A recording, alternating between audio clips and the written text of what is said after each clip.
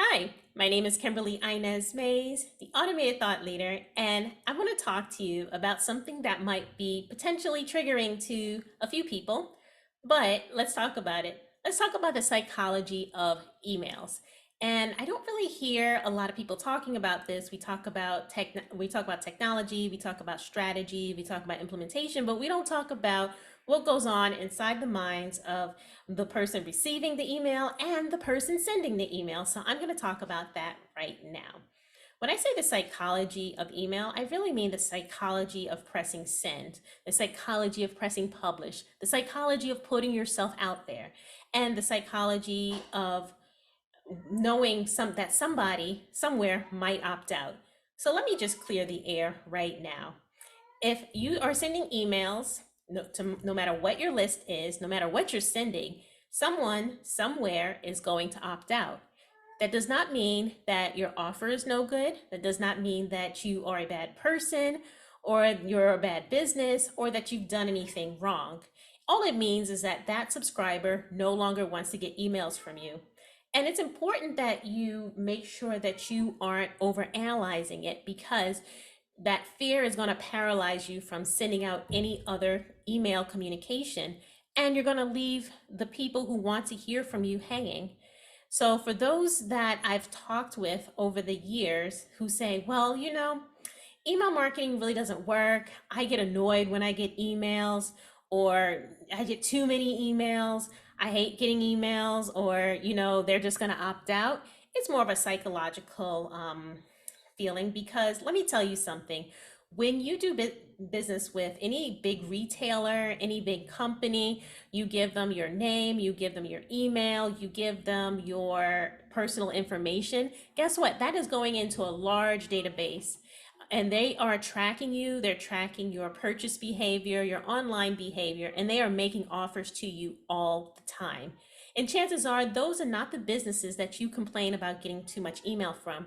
No, you complain about getting too much email from smaller businesses, and that's really a shame, because honestly, those are the types of businesses that are taking advantage and are copying and are taking advantage of the same techniques that used to not be available to them years ago.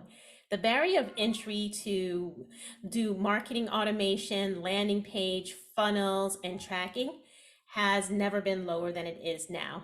I remember when I was working with a lot of these tools back in the past, proprietary big business software, there weren't things like marketing automation for small and medium companies. That would have to have been a bespoke, customized, proprietary platform, and only certain businesses had access to it. Today, you can sign up with dozens of companies that can do automation, whether it's automating from a freebie, whether it's automating from an event, or automating something from a physical or digital product purchase. The list goes on and on. So if you're afraid to use these tools, guess what? You are hurting yourself, because other companies are already doing it. And guess what? People are opting out from them too. So it's no big deal. So I will say that for email marketing, people ask if it's dead. It's absolutely not dead. For every dollar spent, $40 comes in. And that's on average across all industries, but it still works.